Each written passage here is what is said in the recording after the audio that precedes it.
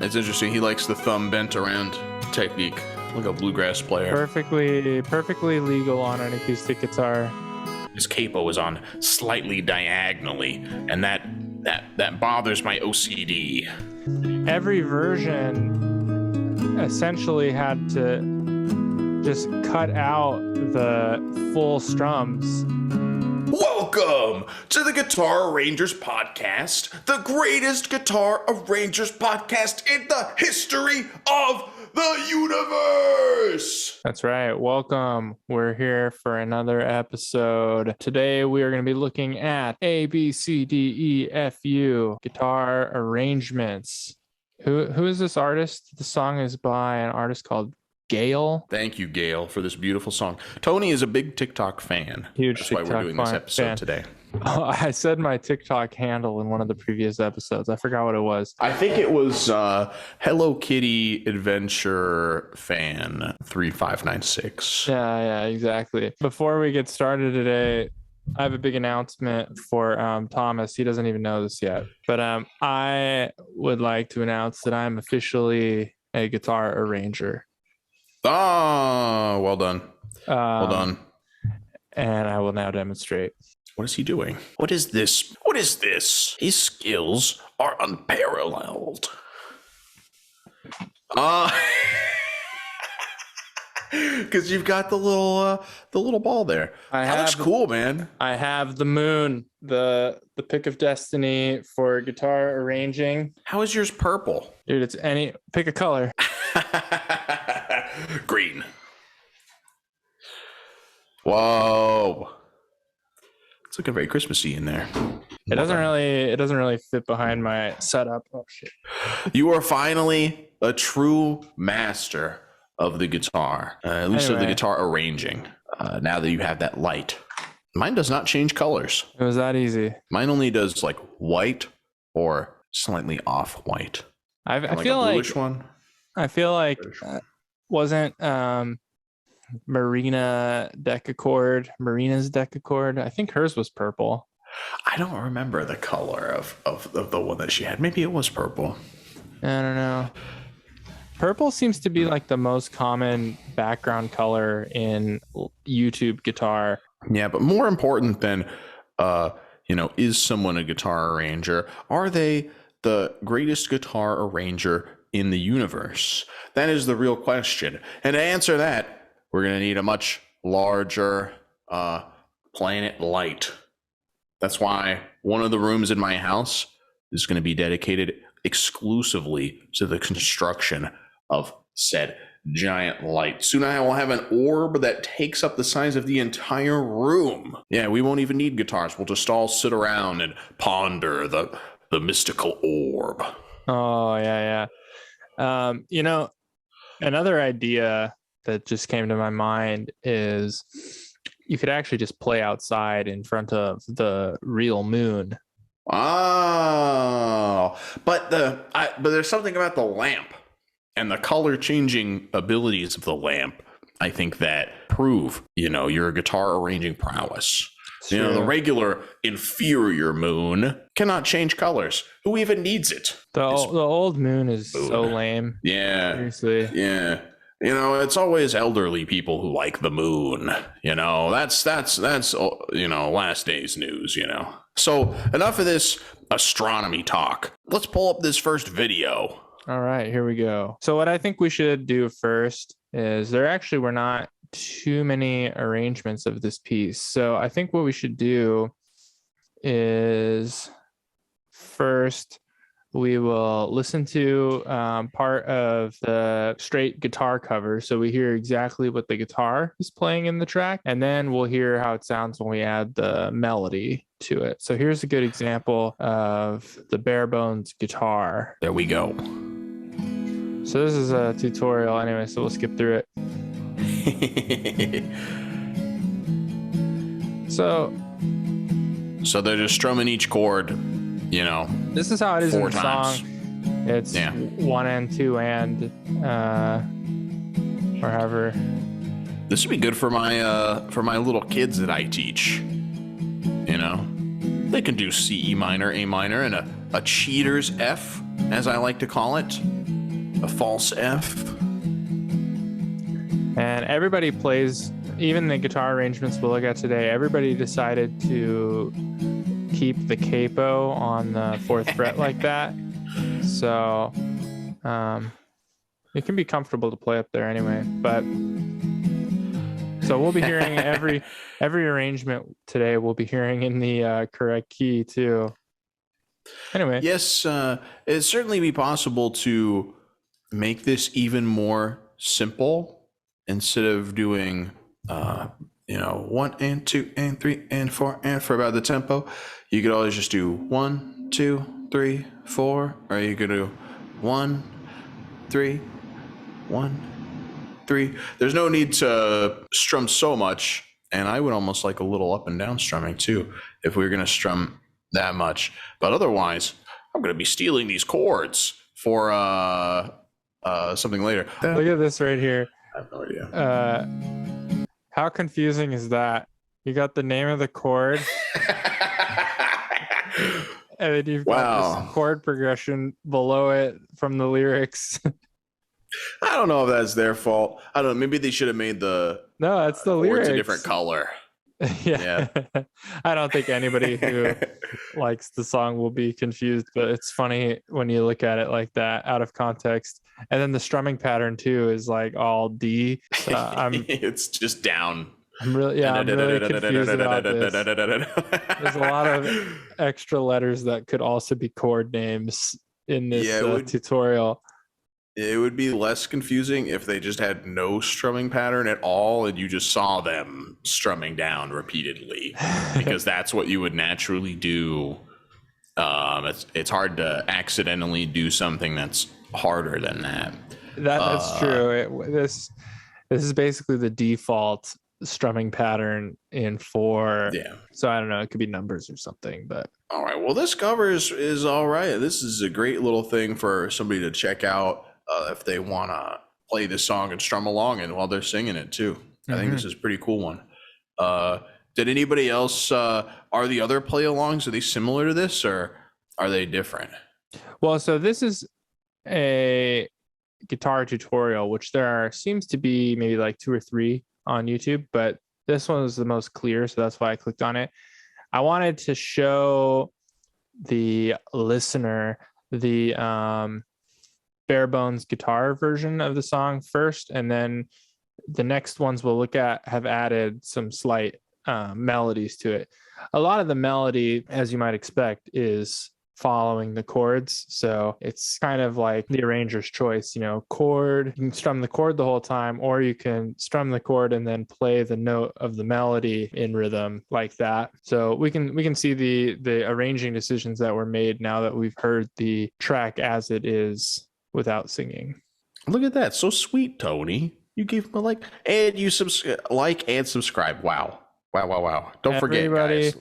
Everybody who gets featured on this podcast gets a free like and a subscribe. What you don't see is afterwards, all the ones that were bad, I go back and I look them up again and I unlike and I unsubscribe. No. Off camera. I'm kidding, you guys. I unlike and unsubscribe from every single one of them. Yeah. Even the best ones. Yeah, Tony only subscribes to the Joe Rogan podcast. Joe Rogan Experience clips. And who else do I follow on YouTube?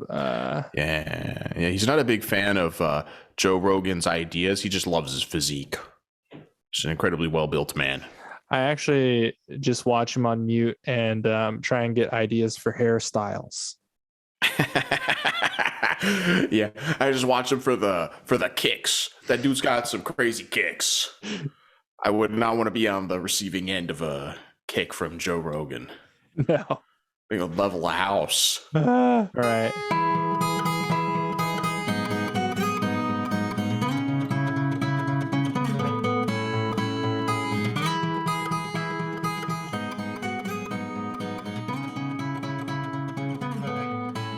So he kept the steady 8th note pulse going. Yeah, now we got some Candy Rat stuff going on there.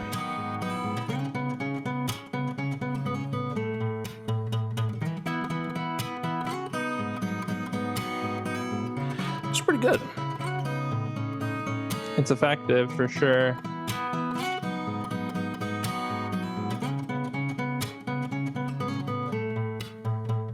Ooh, smile for the camera.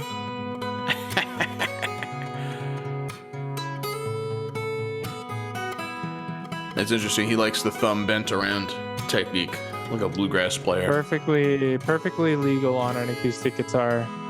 Yeah. So, I mean, with this piece, you get the ability to use a lot of open strings, which is helpful for this. Basically only needs the C and the F, right? To be fretted, I mean. Yeah, he's got lots of good slides, too. I'm liking all the sliding around.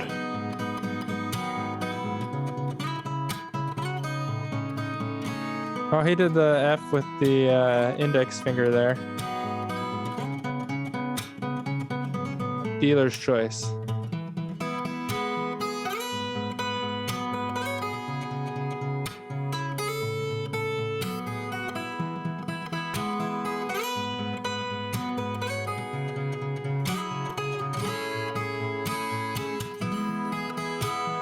Kept the capo on the 4th, so original song key still. Yeah, it's pretty interesting. I wonder if that thing sticking out of his guitar is helping him record the sound electronically. Probably. I'm not really sure.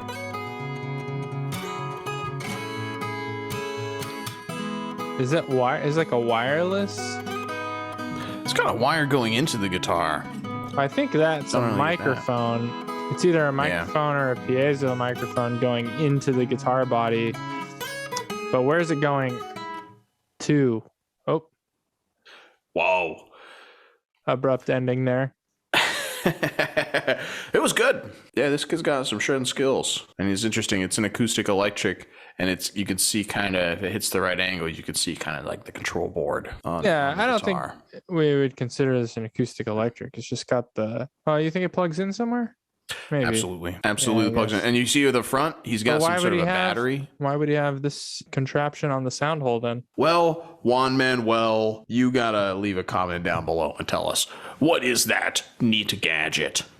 If you tell us, then nothing will happen. Well, I'll try to, guilt you into giving me one of those as a birthday present. That's what will happen. Well, we'll be sure to ask. Yeah, I'm really curious what's going on with the guitar now, because this must be an add-on. This wouldn't come with the guitar. Yeah. So, different miking option.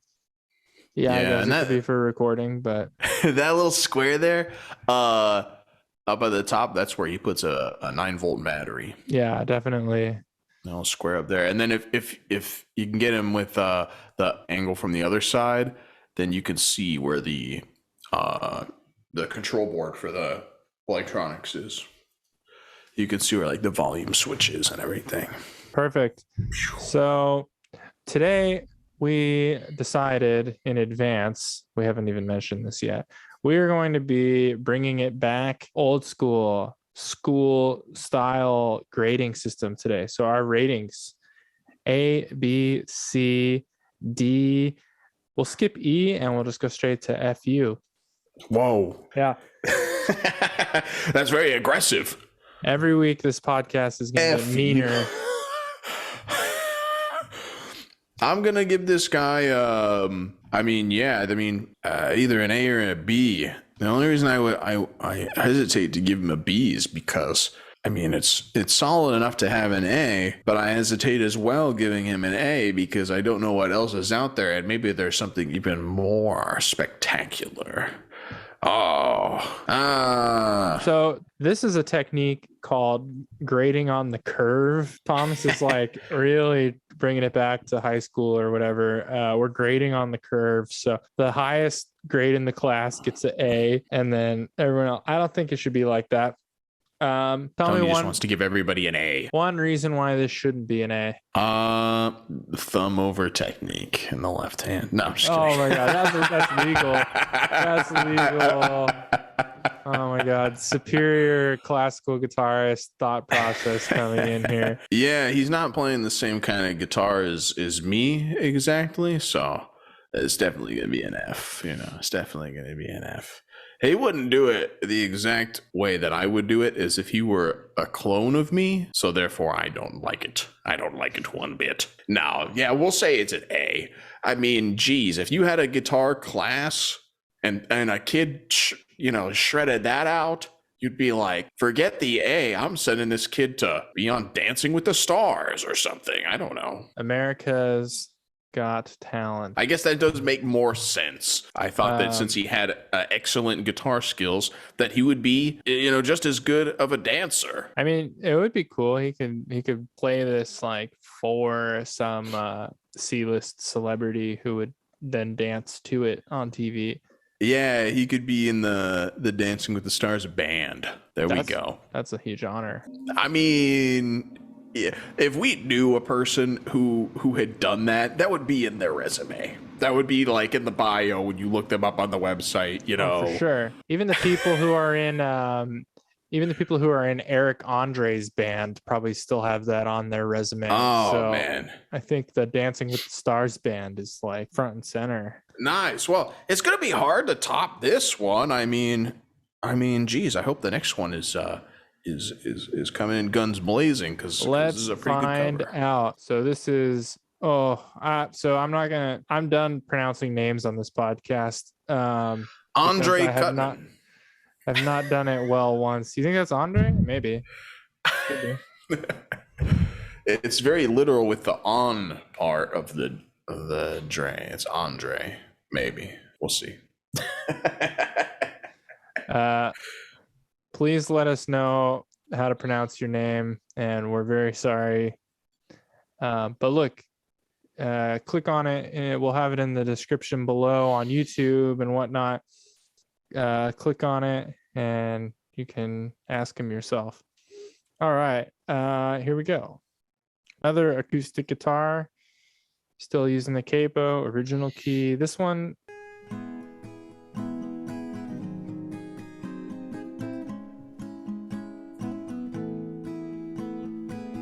he's not using a guitar pick, but using guitar pick technique.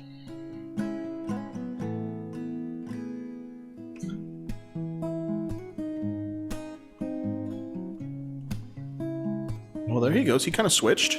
Yeah. I mean, that first part was before the singing, I think, in the original song. So I don't know. I could kind of hear like a melody out of it. Yeah, it was subtle. Interesting.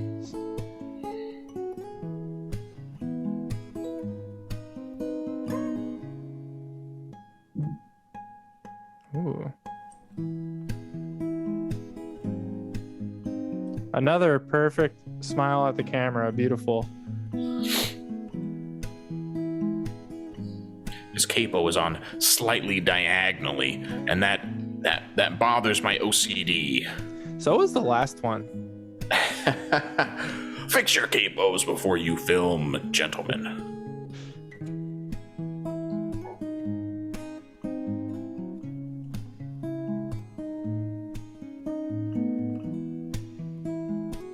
This one is so quiet. I don't want to talk loudly.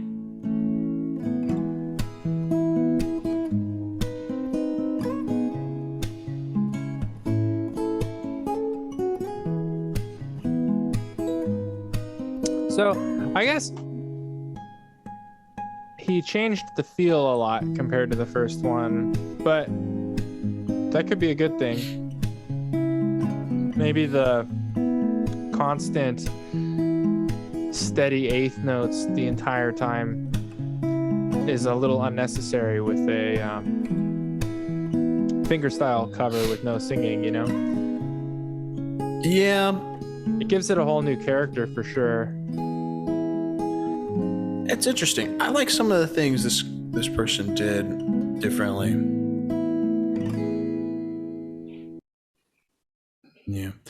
Yeah, I am gonna go with an A- because I did not think the melody was as clear And I did not necessarily understand the harmonics thing the first time.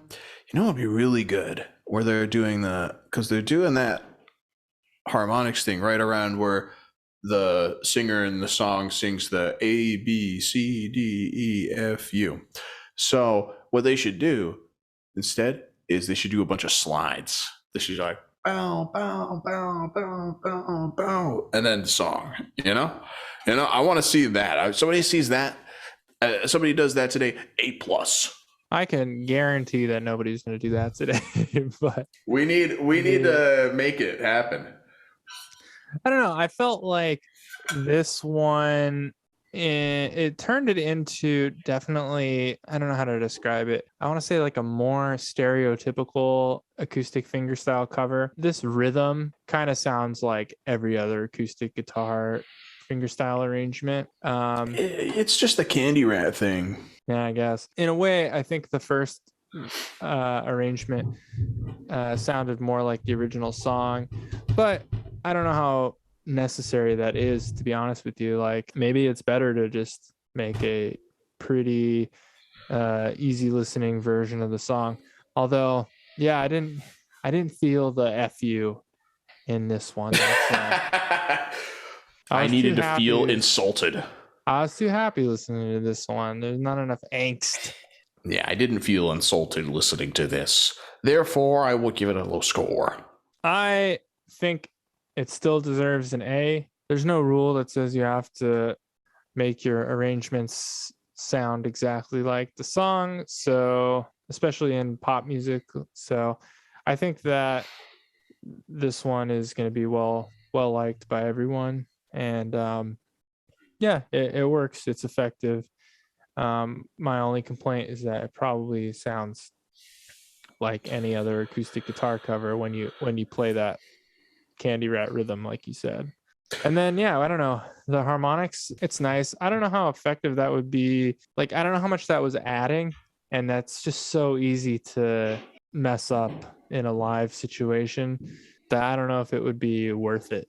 Yes, I have many more complaints. So that Tony's complaint will not go alone as the only complaint. It won't be lonely, Here's my first complaint. My first complaint is that you can't see those cool paintings behind this person. You can only see the ends, and I would like to see what kind of cool pictures they have on the wall. Also, I want to know who waters those beautiful plants in the background there. Those are my two complaints. Those are not real plants. I'll tell you that right now. They are real plants. No.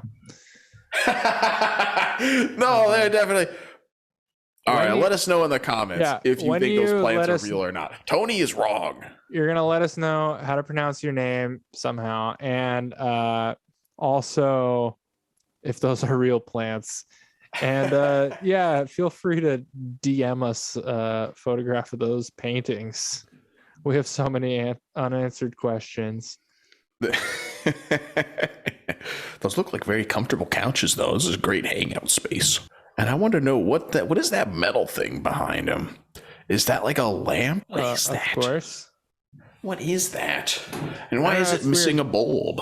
All of these items look like strangely familiar from my parents' house growing up. So I'm like, wait a second. Is that our lamp? I need to call my parents. Is that our couch? Is that our fake plants? Were we robbed in 2018?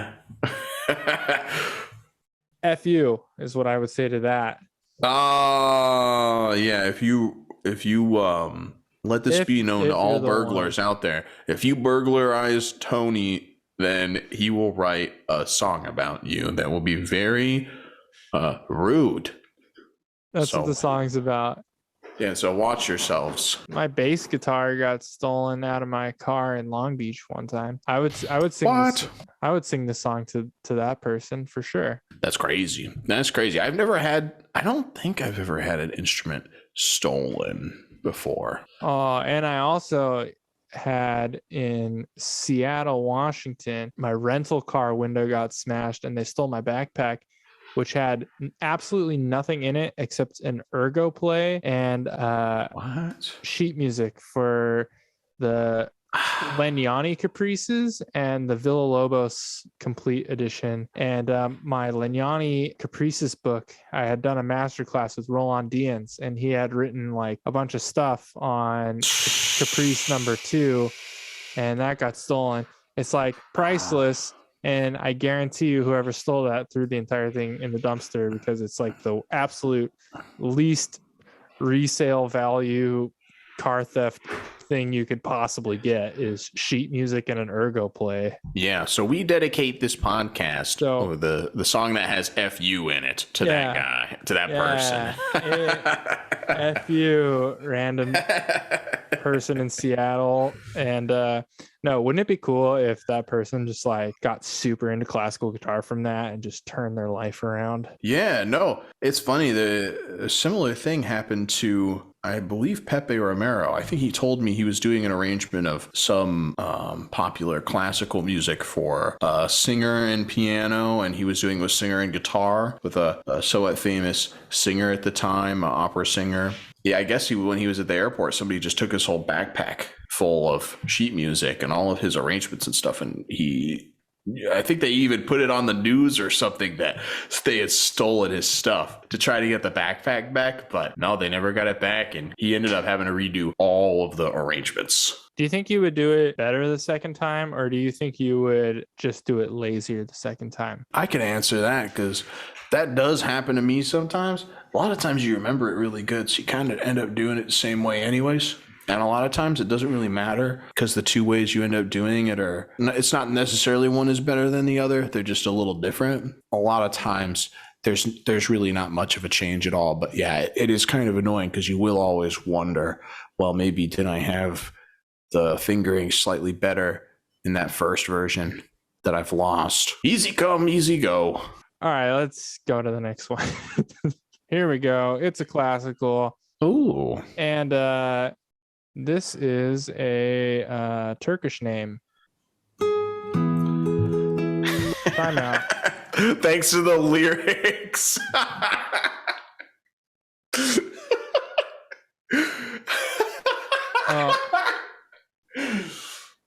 Oopsies.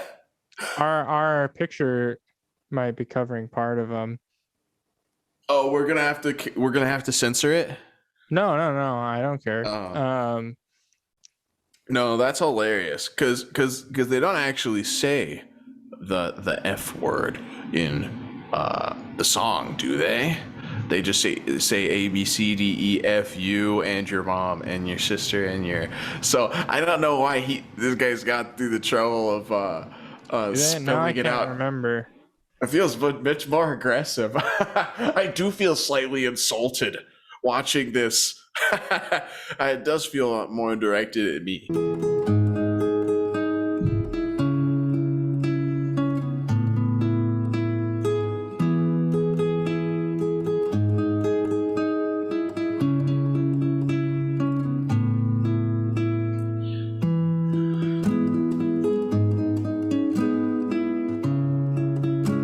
This is really interesting. It's interesting to see how they're playing it with the tabs laid out underneath, because most of those notes are in the regular C chord or in the regular E minor chord. You just strum the chord as is. That's what I was saying. Every version essentially had to just cut out the full strums to actually make an arrangement. The melody's already in the chords. Very few extra notes that you need to get to, but for the most part, they're all within the open position chord.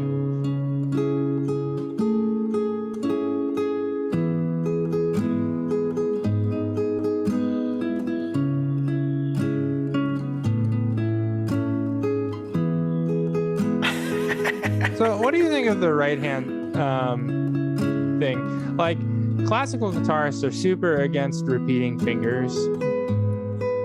But when you have something like this, I almost feel like just repeating, like doing some kind of alternate finger thing is like gonna just make it more likely you'll mess up.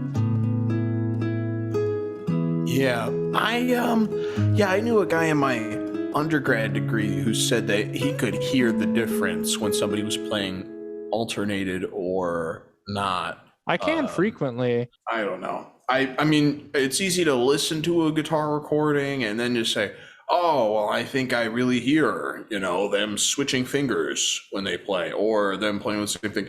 But you have no idea unless you actually go and watch them record it. There's no way to know that. So I don't know. It doesn't really matter, It's just about function. Yeah, and I guess the idea is like if you repeat fingers, you're creating bad habits so you can't play faster in the future. In my opinion, every piece is so different that you're not really building a habit when you repeat fingers. I mean, I think for a beginner, you could say that repeating fingers is not so desirable, but in terms of function of just trying to be the first one in the crowd of guitar YouTubers to release a good cover, a good accessible cover of this song, a fingerstyle cover of this song, it's not necessarily functional to write out every single fingering for a song that isn't really that hard. You're just trying to get as many videos out as possible, and you're trying to get them out not just anytime, but very quickly after the viral song becomes viral or is released.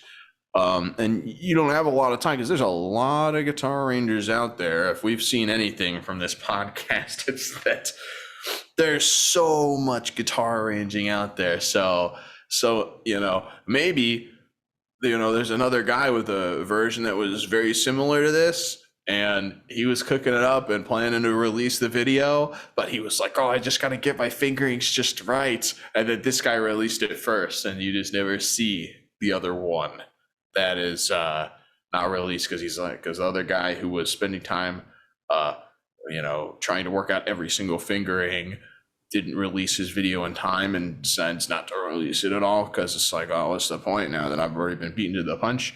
So you wouldn't even see that happening, that evolution happening. But I think that it's all about function. So that whole answer there, for me personally, I wouldn't write out fingerings on something this easy. And the decision to play it with alternating fingers or the same finger wouldn't change the amount of time that this would take. I guess what I'm trying to get you to say, or I'm trying to get somebody in the classical guitar world to agree with me. I think repeating fingers is usually easier and sounds better because you don't need to play faster than that. And if you can move your finger fast enough, bum, bum, bum, bum, bum, why do you need to do bum, bum, bum? Because now you have to move two fingers to that string where you could just dedicate one finger per each string in a situation like this in almost any pop song and just do bum, bum, bum, bum, bum, or whatever if it's on one string. But if you have to do alternating fingers, I feel like it's way harder. But if this arranger brought this to like basically any classically trained teacher, I think that's the first thing that they would critique him on. No, yeah, I do think that in the guitar world right now, at least the classical guitar world, the most commonly held opinion is that alternating fingers when you're playing on a single string, hitting the string with your index and your middle and your index and your middle going back and forth is more efficient and faster. But yeah, I just do think that there are rare emerging situations thanks to technology and stuff that make it so that is not the most efficient and easy answer every time. It's easier just to kind of do whatever you would do naturally if you're trying to get a video out the fastest. I think the assumption is that it's a bad idea to repeat fingers because everybody's end goal is to play Villalobos Etude number 7.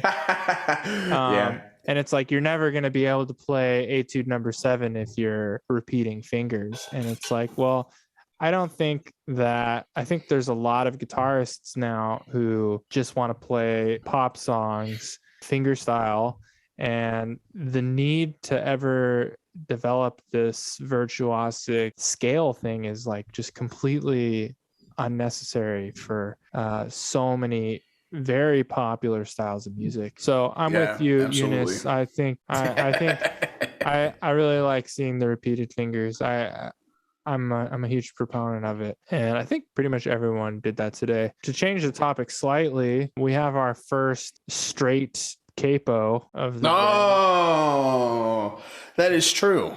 So straight, Thomas didn't even notice it. No OCD alarm went off. So good job on that. Much appreciated, and probably much more in tune. Yeah, I didn't even know. It's funny how if it's going right, you don't even notice it. No. If it's crooked, it stands out like a F played with the left-hand thumb. Yes, that's funny. Well, it's awesome that he's got the tab playing alongside with it. I think that's really nice. So you can really see how it's done. It's a lot less mysterious once you see that. It's like, oh, I can do that. But it would take a lot more work to really kind of add some more rhythm into that bass and stuff. So I like this one. I mean, I think it's the most accessible. I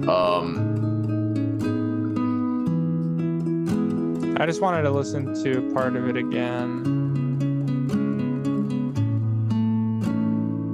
I was trying to check out the rhythm. So he's just switched it to bass on 1, chord on 3. Yeah. Well, so are we going to give this guy another A and therefore invalidate our entire rating system by given everyone A's today? Everyone is just so beautiful. We can't. Everybody gets an A.